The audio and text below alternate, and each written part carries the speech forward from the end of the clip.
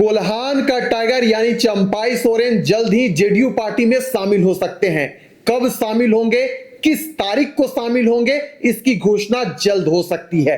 हम ऐसा इसलिए कह रहे हैं क्योंकि खबरों की दुनिया में, राजनीतिक गलियारों में यह जोरों शोरों से चर्चा हो रही है कि चंपाई सोरेन बिहार के मुख्यमंत्री नीतीश कुमार के संपर्क में है और उनसे संपर्क करवाने में किसका हाथ है, हम इस विश्लेषण में आपको जरूर बतलाएंगे। तो पूरी वीडियो में हमारे साथ आप बने रहिएगा। लेकिन इस वक्त जो हमारे सहपाठी है निरंजन जी भी हमारे साथ मौजूद है। खबरों की दुनिया में चर्चा, राजनीतिक पंडितों का आकलन कि चंपाई सोरेन और नीतीश कुमार हाथ मिलाएंगे और झारखंड की राजनीति में एक नया मोड़ ले आएंगे। क्या कहेंगे इस पर? सबसे पहले दर्शकों से मैं आग्रह करूंगा कि हमारे इस वीडियो को यानी कि द जनसभा के इस वीडियो को अगर आप फेसबुक पर देख रहे हैं तो जनसभा का जो फेसबुक ऑफिशियल पेज है द जनसभा, उसको आप लाइक कर लें, उसको आप फॉलो कर लें।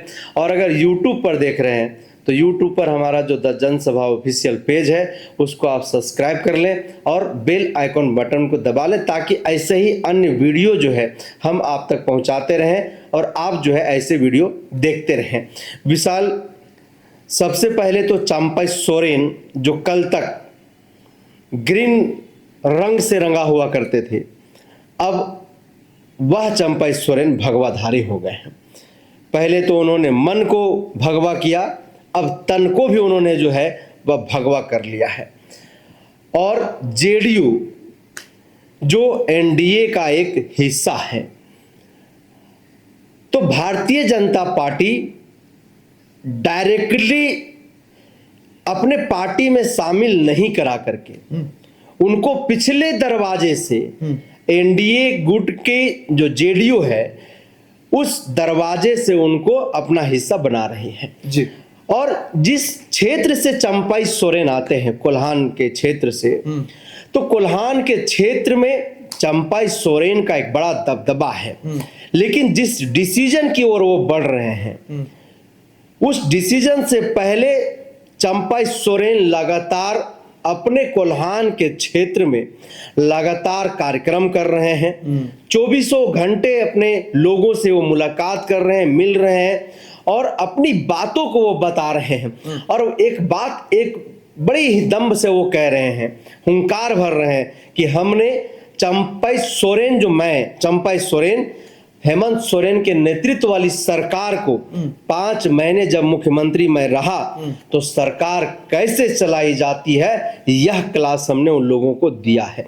लेकिन यह जो सरकार है यह केवल और केवल कुर्सी का प्रेमी सरकार है। इनको यहाँ के लोगों से कोई लेना देना नहीं। ऐसे में निरंजन जी, अगर हम चंपाई सोरेन की बात कर रहे हैं और खास कर अगर हम कोल्हान प्रमंडल की बात करें तो कोल्हान प्रमंडल में 14 विधानसभा क्षेत्र हैं और नीतीश कुमार सह और मात में बाजी मारने में हमेशा अव्वल रहे हैं, जिसका उदाहरण हम लोग देख चुके हैं। अगर कोल्हान की बात करें तो जो सरयू राय है हाल ही में जनता दल यूनाइटेड का दामन थाम चुके हैं, यानी और ऐलान भी जो डॉक्टर अशोक चौधरी हैं जदयू का प्रदेश प्रभारी कर चुके हैं कि एनडीए के उम्मीदवार वो यहां से होंगे। दूसरी बात, जो जदयू के प्रदेश प्रवक्ता है उनका कहना है कि हमारी हिस्सेदारी यानी हम एनडीए में रहते हुए चाहते हैं कि हम लोगों को 12 सीटें मिले।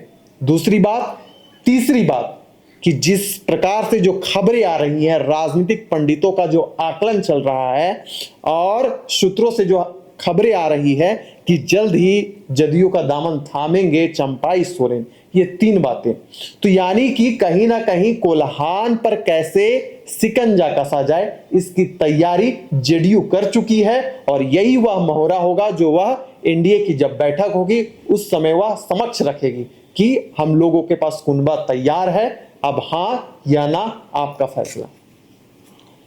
14 विधानसभा सीटों वाली जो कोल्हान प्रमंडल है उस प्रमंडल में चंपाई सोरेन के बाद इस वक्त जो एनडीए गुट का दामन थामे हैं सरयू राय, उनकी भी एक बड़ी पकड़ है। बिल्कुल।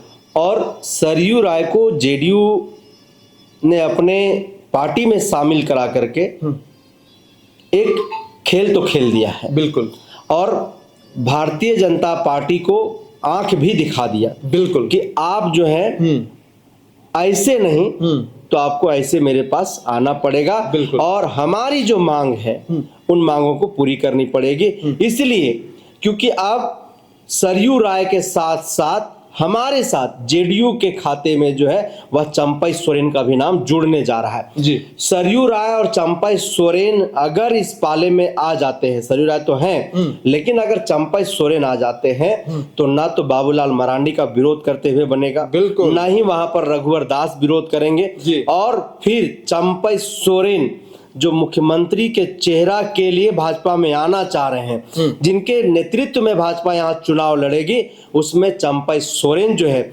जीत हासिल करेंगे और चंपई सोरेन एनडीए का चेहरा होंगे। आने की फिर से नीतीश कुमार ने भाजपा के साथ एक बड़ा खेल, एक बड़ा रणनीति जो है उन्होंने रच दिया, जिस तरह से बिहार में उन्होंने भाजपा को जो है पटकनी देकर के अपने आप को सबसे बड़ी पार्टी के तौर पर साबित किया है। अच्छा, यहाँ से भी एक सवाल है, आपसे पूछना चाहेंगे क्योंकि आप कोल्हान प्रमंडल में अक्सर गए हैं, 14 विधानसभा क्षेत्रों का भ्रमण किए हैं, कि इस वक्त जो राजनीति चल रही है झारखंड में, क्योंकि अगर हम अर्जुन मुंडा के बयानों को सुने, कहा जा रहा था कि अर्जुन मुंडा और बाबूलाल मरांडी ही ऐसे दो शख्स हैं जो डायरेक्ट एंट्री चंपई सोरेन का भारतीय जनता पार्टी में जो होने जा रही थी उस पर रोक लगाया। लेकिन दूसरी ओर अगर हम अर्जुन मुंडा के बयानों को सुने, बाबूलाल मरांडी के बयानों को सुने, तो कभी भी खुलकर उन्होंने चंपई सोरेन के विरोध में एक भी स्वर नहीं कहे हैं। जब 23 अगस्त को युवा आक्रोश रैली निकाली गई थी, उस वक्त भी अर्जुन मुंडा ने चंपई सोरेन का कहीं ना कहीं समर्थन करते दिखा। यानी अर्जुन मुंडा भी कहीं ऐसा तो नहीं चाह रहे हैं कि चंपई सोरेन की जो एंट्री है एनडीए में हो, लेकिन direct entry Bharatiya Janata party में ना हो, ताकि जो हमारा कोल्हान क्षेत्र है वह बच जाए। तो कहीं किसी जो तीसरा जो विकल्प हो रहा है चंपई सोरेन के लिए, वो कहीं तैयार तो नहीं किया जा रहा, और भारतीय जनता पार्टी का जो शीर्ष नेतृत्व है वो कहीं इस प्रकार का जो चक्रव्यूह है वो तो नहीं रच रहा। क्या कहेंगे इस पर? कल का जो दिन होगा 26 अगस्त जी, वह झारखंड की राजनीति के लिए बहुत बड़ा दिन होने जा रहा है जी। इसलिए सूत्रों की अगर हम माने तो 26 तारीख को चंपई सोरेन यह निर्णय ले लेंगे कि वह किसके पाले में और किस साथी के साथ जा रहे हैं या फिर नया पार्टी का निर्माण कर रहे हैं। जी। दूसरी बात कि भारतीय जनता पार्टी का चाहे सीनियर नेता हो, प्रदेश नेतृत्व के नेता हो, सबों ने चंपई सोरेन का एने कहने कानाफूसी दबे जुबान में प्रशंसा करते हुए दिखाई दी। किसी ने चंपई सोरेन को डायरेक्टली भाजपा में शामिल होने का स्वागत भी नहीं किया, उन्होंने इनविटेशन आमंत्रण भी नहीं दिया कि भाजपा में जो है हम उनका स्वागत करेंगे। लेकिन उन्होंने जिस तरह से प्रशंसा किया, चाहे सीता सोरेन, हेमंत सोरेन की भाभी, चाहे बाबूलाल मरांडी, अर्जुन मुंडा, रघुवर दास, चाहे जितने बड़े नेता की आप बात कर लीजिए, अमर बौरी, दीपक प्रकाश, तमाम नेताओं ने चंपई सोरेन का प्रशंसा किया।